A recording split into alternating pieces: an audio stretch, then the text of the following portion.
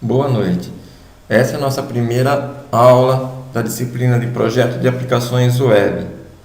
Eu sou o professor Evandro e vou estar ministrando essa disciplina para vocês durante esse semestre. O objetivo dessa aula é que ao final dela o aluno seja capaz de identificar quais são as habilidades esperadas de um profissional que atua na área de desenvolvimento de software.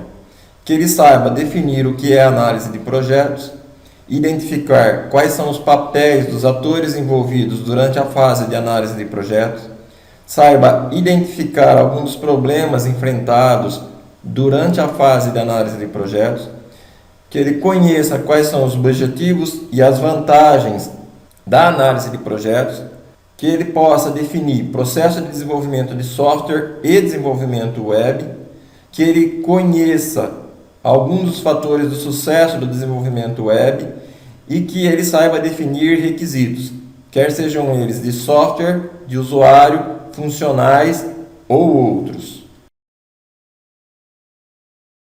Resumo. Nessa aula, então, a gente vai estar abordando habilidades do profissional, o que é análise de projeto, papéis dos atores na análise de projeto, alguns problemas da análise de projeto, objetivos da análise de projeto, vantagens da análise de projeto, processo de desenvolvimento de software, desenvolvimento web, fatores de sucesso do desenvolvimento web e requisitos.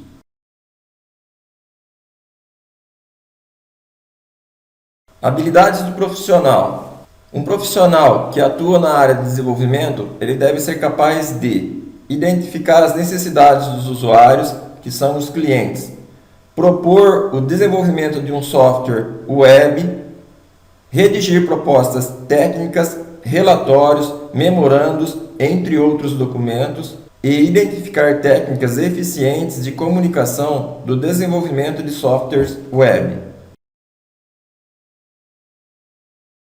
O que é análise de projetos? Consiste na utilização de ferramentas que permitem a especificação formal dos requisitos do sistema a ser desenvolvido. É o estudo de um problema que antecede a tomada de uma ação. É um estudo de uma área que leva à especificação de um sistema informatizado. Papéis dos atores na análise de projeto. Durante a fase de análise de projeto, a gente tem alguns atores envolvidos na execução da mesma. Esses atores são os usuários, os analistas e os programadores. O usuário é quem conhece bem o problema, mas não sabe como resolver ele computacionalmente. O analista é quem traduz a necessidade do usuário em especificações formais, técnicas, necessárias aos programadores para que ele possa estar desenvolvendo e solucionando o problema do usuário computacionalmente. Nesse grupo a gente tem os gerentes de projetos, os analistas de sistemas, o programador, o suporte, ou seja, o programalista. Alguns problemas da análise de projetos. Durante a fase de análise de projeto, a gente enfrenta algumas dificuldades, tipo contextualização da organização sendo analisada. A gente constrói um sistema tecnicamente excelente, mas que não era o que os usuários queriam. Problemas de comunicação. Os envolvidos no processo possuem experiências diferentes, conhecimentos diferentes, preconceitos e terminologias diferentes. Por exemplo, sei que você acredita que entendeu o que acha que eu disse, mas não estou certo de que percebe que aquilo que ouviu não é o que eu pretendia dizer. Outro problema enfrentado é a resistência a mudanças.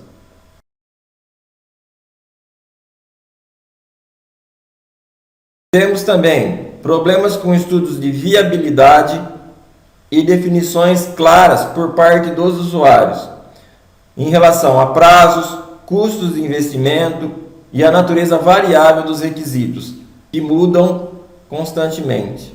Temos a sobrecarga de detalhes, ou seja, a capacidade de distinguir a floresta das árvores. Boa parte do que é passado durante a fase de análise de projetos pode não ser útil para o desenvolvimento do programa. Então é necessário que o analista saiba distinguir o que é importante para o desenvolvimento do sistema e o que pode ser desprezado. Preferências dos usuários. Sempre fazer interfaces intuitivas a fim de facilitar a utilização do mesmo pelos usuários. Dilema. Utilização de documentos compreendíveis pelos usuários ou pelos técnicos. Na minha opinião, durante a fase de análise e levantamento de dados, deve ser implementado documentos compreendíveis pelos técnicos e não pelos usuários. Objetivos da análise de projetos. Dado um projeto, a análise dele tem como objetivo a manutenabilidade, o particionamento da aplicação, o modelo lógico, a utilização de ferramentas e a utilização de gráficos para a gente estar documentando todo o processo envolvido durante o desenvolvimento desse projeto. Vantagens da análise de projetos. O uso de ferramentas que permitem a comunicação, organização e expressão das informações envolvidas no processo de desenvolvimento desse projeto, evitar redundâncias de informações e facilitar a manutenção desse projeto. Processo de desenvolvimento de software. Um processo de desenvolvimento de software é um conjunto de atividades parcialmente ordenadas com a finalidade de obter um produto de software. É estudado dentro da área de engenharia de software, sendo considerado um dos principais mecanismos para se obter software de qualidade e cumprir corretamente os contratos de desenvolvimento. Desenvolvimento web. É o termo utilizado para descrever o desenvolvimento de sítios, ou seja, de sites, na internet ou em uma intranet. Normalmente está associado à programação e marcação, configuração e trabalho realizado na retaguarda dos sites.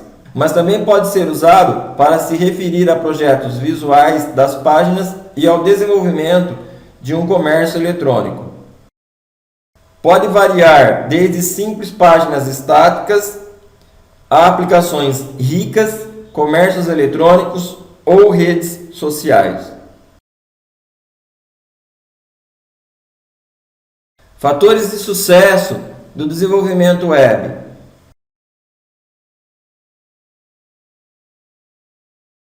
A gente pode citar como alguns fatores de sucesso do desenvolvimento web as redes sociais, o mercado eletrônico, as operadoras de cartão de crédito, páginas das redes bancárias, sites bancários, companhias aéreas e agências de viagens e muitos outros fatores.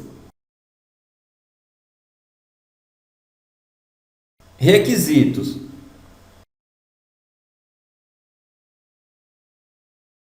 A parte mais árdua na construção de um sistema de software é decidir o que construir. Nenhuma outra parte do trabalho compromete mais o sistema se for feito de forma imprópria. Nenhuma outra parte é mais difícil de ser corrigida a posteriori. Se você fizer um levantamento mal feito dos requisitos necessários para o desenvolvimento do seu aplicativo, para depois você estar corrigindo essa fase, é bem complicado, porque você já vai ter desenvolvido parte do seu projeto, vai ver que você fez o levantamento errado dos requisitos, comprometeu o que você desenvolveu até o momento. É imprescindível que a fase de levantamento de requisitos seja feita corretamente. Requisitos. Os requisitos se subdividem em requisitos de software, requisitos funcionais, requisitos não funcionais, requisitos de usuário, requisitos de sistema e requisitos de interfaces externas. Vamos analisar cada um deles. Requisitos de software. Requisitos são propriedades desejáveis para um sistema de software. Um requisito pode ser mensurável, por exemplo, o tempo médio de atendimento de requisições, ou avaliado subjetivamente, exemplo, qualidade da documentação. Requisitos são descritos em diferentes níveis de abstração. Requisitos de usuário especificam em linguagem natural as funções que o sistema deve prover ao usuário final.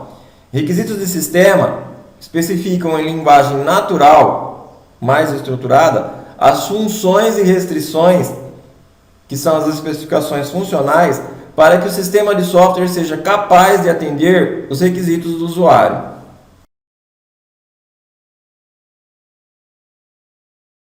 Assim, a gente tem os requisitos funcionais, que descrevem as funcionalidades dos serviços que se espera do sistema. Funções precípuas do sistema, fazem parte do mesmo. Exemplo, o sistema deve notificar o requisitante por e-mail quando sua requisição estiver disponível para retirada. Requisitos não funcionais. São requisitos não diretamente relacionados a funções precípuas do sistema. Exemplo, requisitos de confiabilidade, robustez, eficiência e segurança. De acordo com sua procedência, os requisitos não funcionais podem ser classificados em requisitos de produto, requisitos organizacionais e requisitos externos. Requisitos de produto, eles estão relacionados ao comportamento do produto, tais como facilidade de uso e eficiência, ou seja, desempenho, recursos exigidos, etc., além de confiabilidade e portabilidade. Os requisitos organizacionais, eles estão relacionados à organização do cliente e do fornecedor, tais como práticas, padrões e restrições contratuais e de projeto. Os requisitos externos, eles estão relacionados a restrições impostas por fatores externos ao sistema, tais como restrições de interoperabilidade, éticas, legais e assim por diante. Requisitos de usuário. Eles especificam o comportamento externo do sistema sob a perspectiva do usuário, sob o ponto de vista do usuário, humano ou não.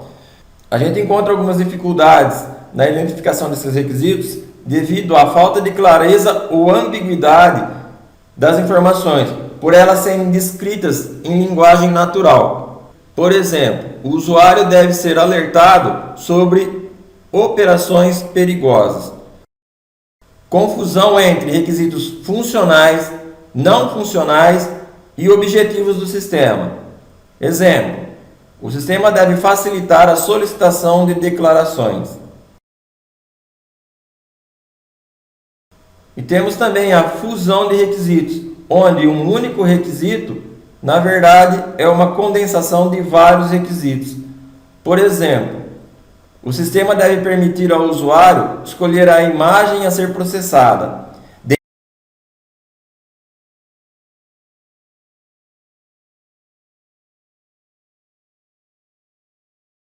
Os requisitos de sistema descrevem mais detalhadamente os requisitos de usuário, quer sejam eles requisitos funcionais, não funcionais ou de domínio. Eles são base para um contrato de implementação do sistema. Problemas na identificação dos requisitos de sistema. Os requisitos de sistema, eles ainda são descritos em linguagem natural, acompanhada de alguns diagramas ilustrativos. Isso dificulta bastante a identificação desses requisitos. O ideal seria que os requisitos de sistemas não contivessem decisões de projeto, mas sim requisitos impostos pela arquitetura e sistemas legados, que acabam sendo incorporados nos requisitos de sistema. Requisitos de interfaces externas. Estabelecem requisitos para que o sistema possa interoperar com outros sistemas e com os usuários humanos. São, portanto, os requisitos de sistema. O IEE classifica as interfaces externas em interfaces de usuário, interface de hardware, interface de software e interface de comunicação. As interfaces de software ainda definem procedimentos, que são serviços providos ou requeridos pelo sistema, estrutura de dados, que são trocados entre os sistemas, e representação de dados trocados, por exemplo, XML e Base64. XML é uma linguagem de marcação recomendada pela W3C para a criação de documentos com dados organizados de maneira hierárquica. Por exemplo, textos, banco de dados ou desenhos vetoriais. Ela é classificada como extensível porque permite definir os elementos de marcação da mesma. Linguagem de marcação já é um agregado de código que pode ser aplicado a dados ou texto para que sejam lidos por computadores ou pessoas. Como exemplo, a gente tem o HTML, que é uma linguagem de marcação que organiza e formata um website. O XML ele tem o mesmo conceito, mas ele padroniza uma sequência de dados, tendo como objetivo organizar os mesmos, separar o conteúdo e integrá-lo com outras linguagens. Já o Base64 ele é um método de codificação de dados para transferência na internet. É utilizado frequentemente para transmissão de dados binários por meio de transmissão que lida com apenas textos, como por exemplo, o envio de arquivos anexos pelo e-mail. Conclusão. Nessa aula, a gente abordou a importância da análise de projeto no desenvolvimento de um sistema, seja ele voltado para desktop ou web.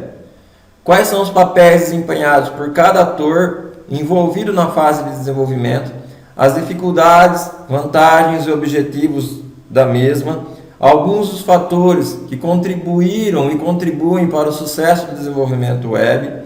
A gente definiu desenvolvimento de software e desenvolvimento web e terminamos por saber quais são os requisitos e como esses se classificam. Na próxima aula, a gente vai continuar abordando o assunto requisitos. Obrigado a todos pela atenção.